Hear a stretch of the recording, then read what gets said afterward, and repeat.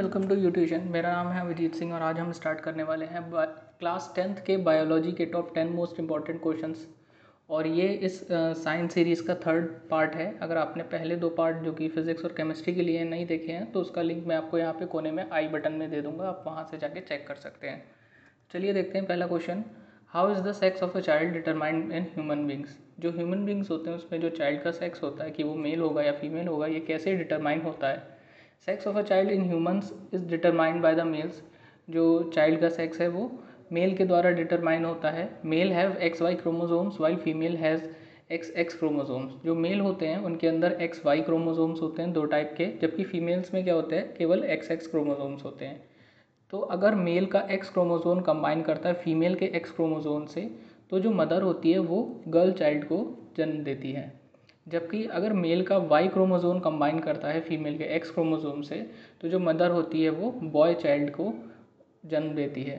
तो इसीलिए यह प्योरली डिपेंड होता है मेल पर, ना कि फीमेल्स पर। अगला क्वेश्चन है, what is the importance of DNA copying in reproduction. Reproduction में DNA कॉपीइंग क्यों इम्पोर्टेंट है। तो DNA copying is an important phenomena of reproduction through which the organism pass on their characteristic to their offsprings. DNA copying इसलिए important है क्योंकि इसके द्वारा जो कैरेक्टरिस्टिक्स होती हैं ऑर्गेनिज्म की वो पास होती है उसके आने वाली पीढ़ी में।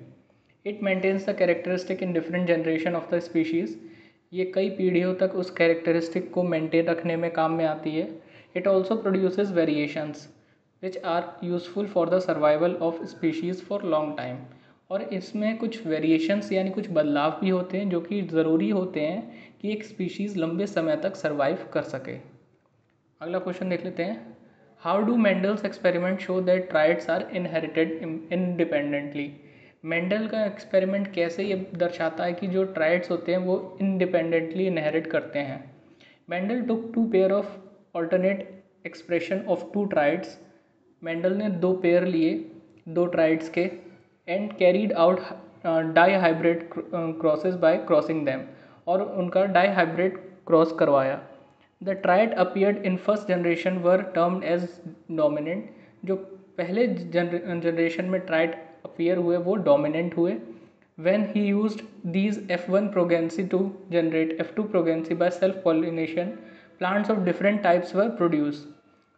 इन some plants both the traits were dominant. कुछ प्लांट्स में जो दोनों टाइप के ट्राइड्स थे वो डोमिनेंट थे, लेकिन जबकि कुछ प्लांट्स में दोनों जो टाइप थे वो रिसेसिव थे। And some plants exhibit mixed trait, और जो कुछ प्लांट ने उनमें मिक्स्ड ट्राइड्स एग्जिबिट करते थे यानी थे। This indicates that traits are inherited independently. और ये क्या दर्शाता है कि जो ट्राइड्स होते हैं वो इंडिपेंडेंटली इनहेरिट करते हैं। अगला क्वेश्चन है, what are trophic level. Give an example of food chain and state the different trophic levels in it.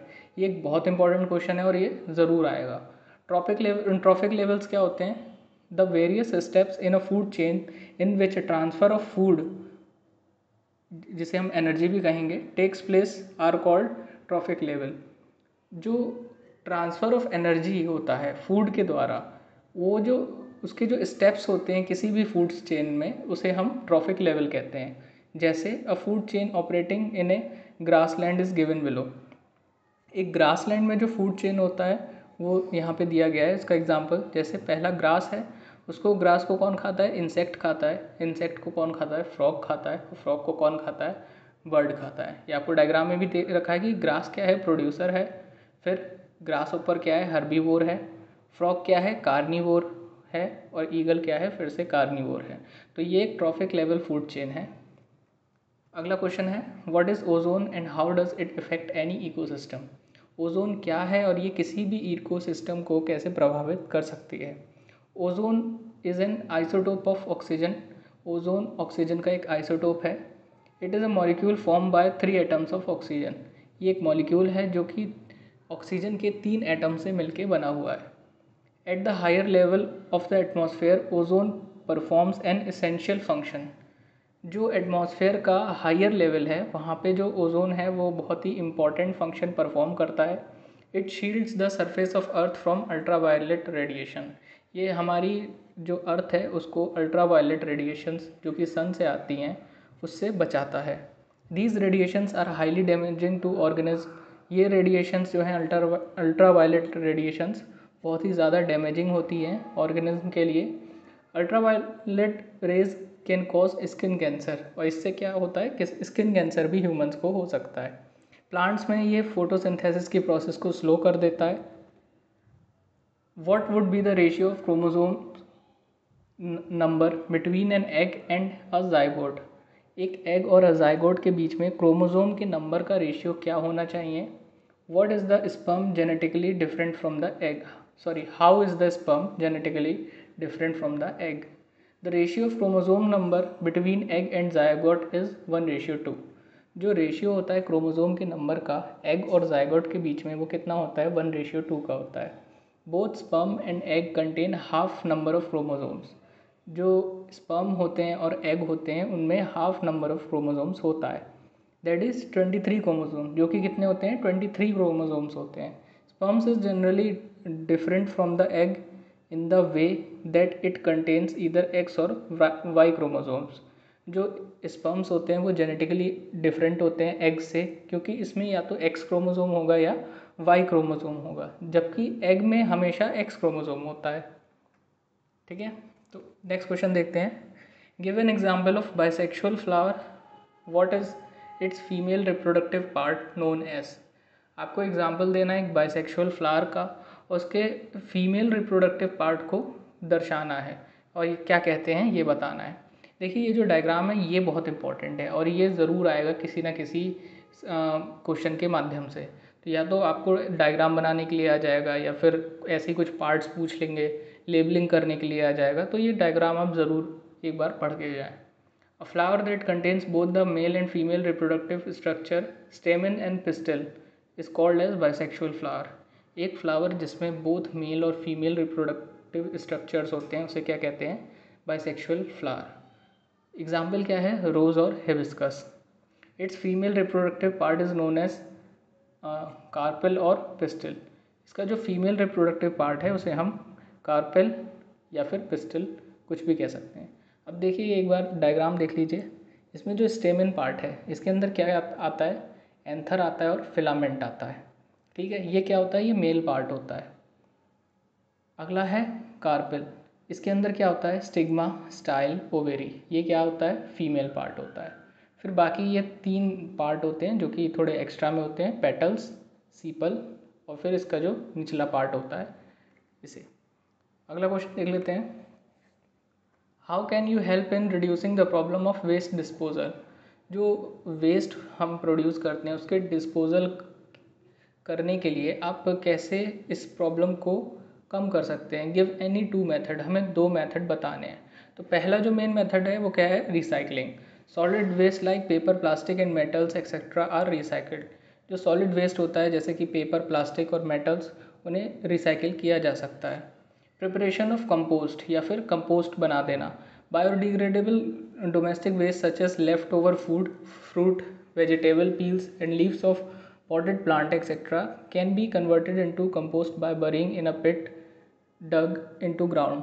जो बायोडिग्रेडेबल वेस्ट होता है, जो कि किचन वेस्ट भी हम कहते हैं या डोमेस्टिक वेस्ट कहते हैं, जिसमें क्या आता है? आपका फूड आता है, फ्रूट्स आते हैं, वेजिटेबल्स आते हैं, उसके जो छिक्कल होते हैं वो आते हैं, लीव्स आते हैं। ये सब क्या हो सकता है? इस सब को हम कंपोस्ट बना सकते हैं। कैसे? ग्राउंड में एक गड्ढा खोद के उसमें ये सब भर के और वो कंपोस्ट बन जाएगा और वो आपका जो वेस्ट मैनेजमेंट है वो ईजी हो जाएगा।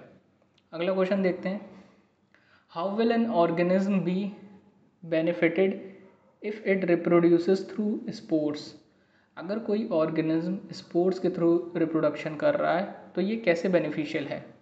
During adverse circumstances spores remain coated are means to provide over layer. यहाँ पे कुछ टाइपिंग मिस्टेक है। जो एडवर्स कंडीशंस होती हैं इसमें जो स्पोर्ट्स होते हैं उसके ऊपर एक प्रोटेक्टिव लेयर होती है। This help an organism survive adverse condition. और ये क्या मदद करता है? एक ऑर्गेनिज्म को सर्वाइव करने के लिए एडवर्स कंडीशन में भी। Spores are mean to tide over bad phases. और जो स्पोर्स होते हैं वो बुरे फेजेस में भी क्या होते हैं, वो बंधे हुए होते हैं, या फिर हम कह सकते हैं कि वो ऑर्गेनिज्म को प्रोटेक्टेड रखते हैं। अगला क्वेश्चन है, what are the problems caused by non biodegradable waste that we generate. क्या प्रॉब्लम्स हो सकती हैं जो कि नॉन बायोडिग्रेडेबल वेस्ट जनरेट होता है उनसे। तो यहाँ पे 3 पॉइंट्स लिखे हैं, आप तीनों लिख सकते हैं। If the quantity of non biodegradable matter increases in the nature then biomagnification of poisonous chemical in our body increases. अगर नॉन बायोडिग्रेडेबल मैटर की क्वांटिटी बढ़ने लग जाए नेचर में, तो क्या होगा, इसका जो बायोमैग्निफिकेशन होगा हमारी बॉडी में इन पॉइजनस केमिकल्स का वो बढ़ जाएगा। If the non biodegradable waste keep on increasing there will not be left any substance for new generation. अगर बायोडिग्रेडेबल वेस्ट बढ़ता ही जाएगा तो नए जनरेशन को इससे क्या होगी, प्रॉब्लम होगी। The increasing quality of non biodegradable waste will cause imbalance of ecosystem. और ऐसे ही नॉन बायोडिग्रेडेबल वेस्ट अगर बढ़ता जाएगा तो इकोसिस्टम में इनबैलेंस क्रिएट हो जाएगा। तो ये आपके तीन पॉइंट्स थे। तो ये आपके टॉप 10 क्वेश्चन थे बायोलॉजी के। अगर आपको फिज़िक्स, केमिस्ट्री या दूसरे सब्जेक्ट्स के देखने हैं तो आपको ये आई बटन में प्लेलिस्ट मिल जाएगी और वहाँ से आप देख सकते हैं। अगर आपको वीडियो अच्छी लगे तो लाइक और शेयर ज़रूर कर दें, चैनल को सब्सक्राइब जरूर कर दें, क्योंकि आपको और भी वीडियोज़ आगे मिलती रहेंगी। Thank you so much.